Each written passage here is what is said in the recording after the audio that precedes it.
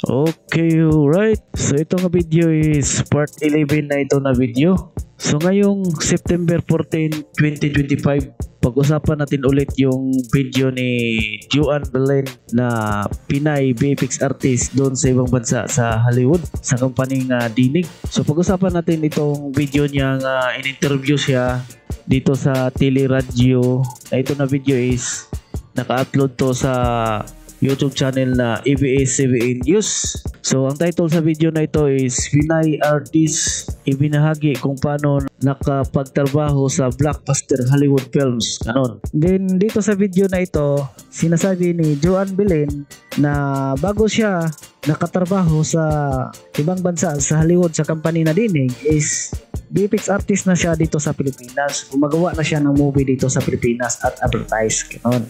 So, doon sa video ko kagahapon sa part 10, sinasabi ko doon nga may part siya sa video nga sinasabi niya nga pagdating niya doon, ang software na pinaaral sa kanya ay first time niyang gamitin. Yung pong software na inaaral ko, pagdating ko doon, first time kong gamitin. Din baka mayroong mga bubong tao na pilit nila ibahin yung ibig sabihin doon.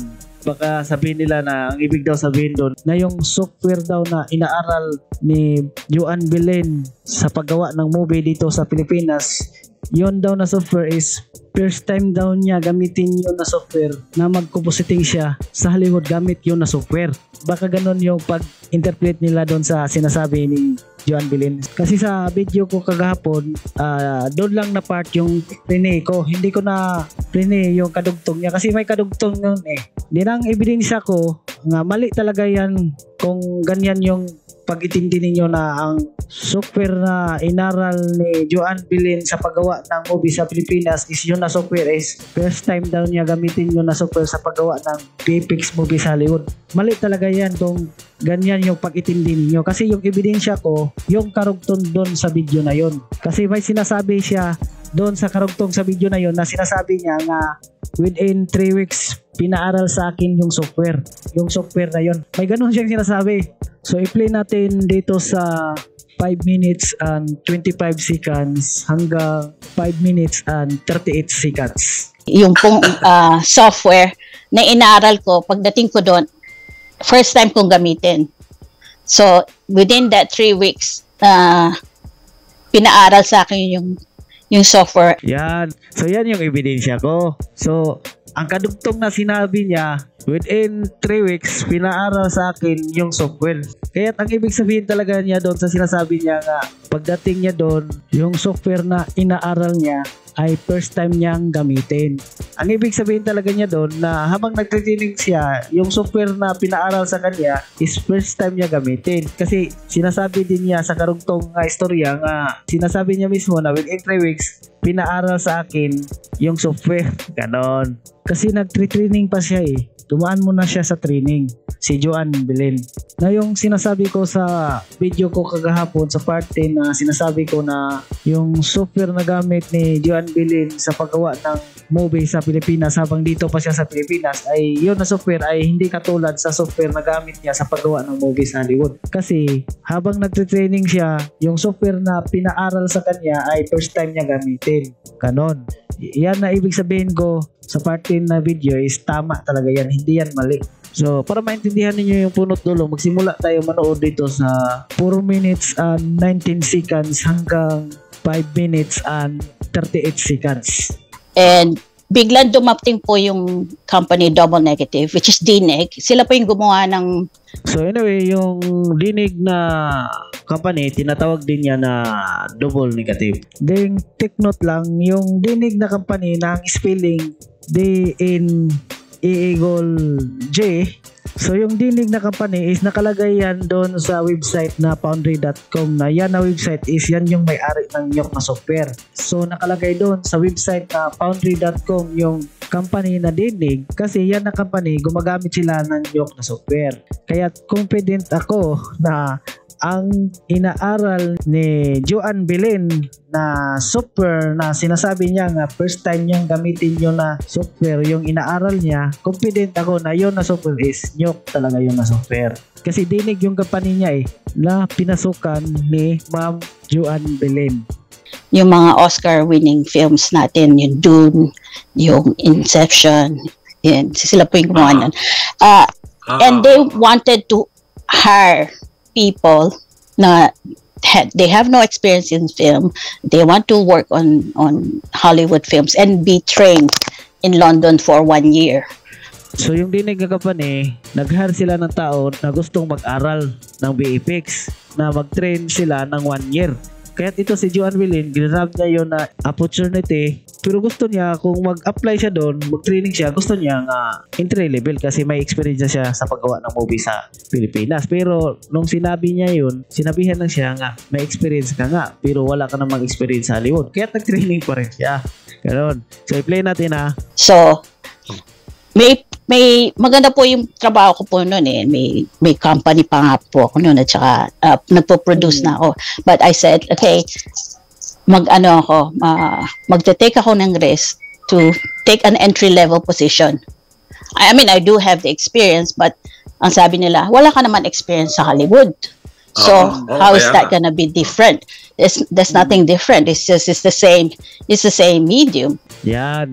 Sinabihan lang siya nga, may experience ka nga, pero wala ka namang experience sa Hollywood. Ibig sabihin doon, may experience ka nga dito sa Pilipinas, pero wala ka namang experience sa Hollywood. So, kaya nag-train pa rin siya. Ganon. Like, tama. Kakayanin ko naman po yung trabaho. And eventually, alam naman po yung mga Pinoy, magaling naman pong dumiskarte yan . Yung pong software na inaaral ko, pagdating ko doon, first time kong gamitin. So, within that 3 weeks, pinaaral sa akin yung software. Yan. Di ba? Within 3 weeks, pinaaral sa akin yung software. Sinasabi niya. So, kaya ang ibig sabihin niya doon sa sinasabi niya, yung software na inaaral ko, pagdating ko doon, first time ko gamitin. Ang ibig sabihin doon, habang nagtitraining siya, yung software na pinaaral sa kanya ay yun na software is first time niya yun gamitin. Wala pa siyang experience doon na software na yun. Kung hindi pa rin kayo maniwala sa sinasabi ko, linggong ipalagay na natin na yung software na inaaral niya in 3 weeks is yun din yung software na ginagamit niya sa paggawa ng movie sa Pilipinas habang dito pa siya sa Pilipinas. Bakit pa ba aaralin niya? Yun na software is master niya na yun, di ba? Gamay niya yun na software kasi yun na software, yun yung ginagamit niya sa paggawa ng movie sa Pilipinas. Bakit pa ba niya aaralin? Master na siya doon di ba? Then bakit ba niya sinasabi na first time niyang ginagamit yun na software? Kung yun na software is matagal na niya ginagamit yun na software, di ba? So ang posibilidad lang na software na aaralin pa niya, yung software na hindi niya alam, yung software na first time niyang gamitin. Kaya yung software na inaaral niya, yun yung software na first time niyang gamitin, hindi yung software na alam na niyang gamitin. Imposible naman na ipaaral pa sa iyo yung software kung alam mo na yan na software, matagal mo na yan ginagamit, di ba? So, common sense. Din yung software na inaaral ni Joanne Belen, sa tingin ko, hindi pa umaabot ng 1 year is na-master na niya yun, no? Kasi sa paningin ko ka Joanne Belen, ka Ma'am Joanne Belen, is gifted ito na tao, no? Matatawag natin niya genius siya sa ganyang larangan, no? At nakatulong din yung experience niya dito sa Pilipinas kahit na yung software na gamit niya sa paggawa ng movie sa Pilipinas is hindi kapareha sa software na gamit sa Hollywood. Nakatulong pa rin yun kasi halos kapareha naman yan ng timay. Linggo ipalagay na natin na Adobe After Effects na compositing software ang gamit ni Joanne Belen habang dito siya sa Pilipinas naggagawa ng movie. Din yung software na inaral niya doon sa Hollywood na first time niyang ginamit is yun na software. So nakatulong pa rin yung ibang compositing software na ginamit niya sa paggawa ng movie dito sa Pilipinas. Kasi yung Adobe After Effects na software at yung Nuke na software is halos kasintulad lang sila kasi parehas lang sila compositing software. Pero ang kaibahan lang sa kanila, yung Nuke na software is node-based system, din yung Adobe After Effects layer-based system. Balik tayo doon sa topic ko sa part 9 na video at sa part 10. So doon sa part 9 at part 10, tinatopic ko itong dito sa video na ang nakatitle Base VFX Compositing Software. Kasi sa tingin ko hindi ko naayos pag-explain doon sa part 9 at part 10, kaya kailangan na i-explain ko pa rin yan dito na maayos sa part 11. Kasi baka mayroong mamaling akala dito, no? Then baka mayroong tao na sabihin niya nga itong video na ito is fake daw. Itong video na ang nakatitle Base VFX Compositing Software. So dito sa video na ito, na ang title Base VFX Compositing Software. So obvious naman na ang layunin sa video na ito is gusto niyang ipakita at iparinig kung ano yung Base VFX Compositing Software. Then dito sa video na ito, sinalin niya dito yung Blender, ika number 5. Then magtataka kayo bakit sinali yung Blender, 'di ba? Ang Blender 3D program siya. Then in-explain ko na yan sa nakaraang video ko na yung Blender ay hindi lang 3D program kasi 2-in-1 siya. Meron siyang 3D program at meron din siyang compositing tools. Pero ang pinaka-rason talaga dyan bakit yung Blender na software is sinali siya dito sa video na ang nakatitle Base VFX Compositing Software kasi sa lahat ng mga 3D program na mayroong compositing tools is yung Blender na 3D program ang pinakamagaling na compositing tools. Na yung compositing tools sa Blender na software is pwede na siyang tumapat sa ibang compositing software like Adobe After Effects na compositing software or Nuke na compositing software. So ibig sabihin yung compositing tool sa Blender is base siya. Kaya't sinali siya dito sa Base VFX Compositing Software. Dito sa video na ito, ika number 5 yung Blender. Kaya't hindi ito fake talaga itong video na ito para sa aking opinion lang. No? Yun ang kailangan ko lang na patunayan para ma-prove kung hindi talaga ito fake itong video na ito. Kasi dito sa video na ito, ang binanggit na top 1 na base compositing software is Nuke. Is yung Nuke na software is yan yung pinaglaban ko dito sa mga video ko So ang gagawin ko para mapatunayan ko na hindi talaga to fake itong video na ito na ang nakatitle Base VFX Compositing Software dito sa YouTube channel na ang pangalan Inspiration Thoughts. So ang gagawin ko para mapatunayan ko na hindi ito fake itong video na ito, kailangan mayroon akong mapakita na video tutorial sa Blender kung paano mag-compositing sa Blender. Then, ito yon na video na yon. So, ang title sa video na ito is Green Screen Keying in Blender Step by Step Tutorial. Then, naka-upload to sa channel na CG Boss. So, dito sa nakatitle, walang nakatitle dito na compositing. Pero, kung panoorin nyo itong video na ito, compositing ang tinutukoy niya dito. At may sinasabi din siya sa video na ito na meron siyang ginagawa na course para sa compositing gamit ang Blender. Din ang ebidensya talaga dyan na itong video na ito is compositing yung tinuturo niya kasi dito sa video na ito ang tinuturo niya is keying gamit ang Blender na software. Na paano i-keying yung green screen at blue screen na background, na tanggalin yung green screen at blue screen at palitan siya ng background. I-keying siya gamit lang ang Blender na software. Then masasabi ko na itong video na ito is 100% compositing ang tinuturo niya dito, hindi 3D kasi yung keying nagawa is part yan sa compositing, hindi yan part sa 3D. Yung keying nagawa na i-keying mo yung blue screen at green screen, palitan mo ng background, yan nagawa is part yan sa compositing, hindi yan part ng 3D yung keying. Kaya itong video na ito yung patunay na yung Blender na 3D program is mayroon talaga siyang compositing tools. Ganon. Okay, alright, so i-play na natin itong video na ito.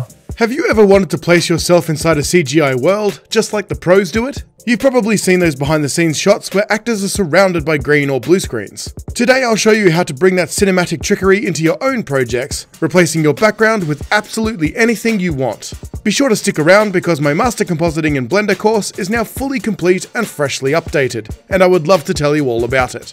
Yan. Ito nga channel na ito is nagtuturo to talaga ng compositing sa Blender na software. So, play natin. So how do we actually do this? First, we will need software that allows us to perform the key. I'll be using Blender for my compositing work, but the general techniques I'll be discussing are useful no matter what software you use. Other programs like DaVinci Resolve, Nuke, and After Effects are great, but you might be surprised to learn that Blender has a broad range of compositing tools as well, and it can do so much more than you might expect. So once you have Blender open, let's head over to the compositing workspace by clicking on Compositing from the tabs at the top of the screen. If you can't find it there, just click on the plus tab, then select VFX, and then Compositing. I'll import the footage by drag and dropping the first frame of the image sequence into the node editor panel, changing the image node's mode to image sequence, and setting the number of frames in the sequence. I'll just set mine to 100 for the sake of demonstration. Now to actually remove the green sections from the footage, I'll go to the Add menu by pressing Shift A, then under Keying, I'll create a keying node and attach it to the output of the image node. I'll click on the Key Colors color rectangle here, then select this little eyedropper button.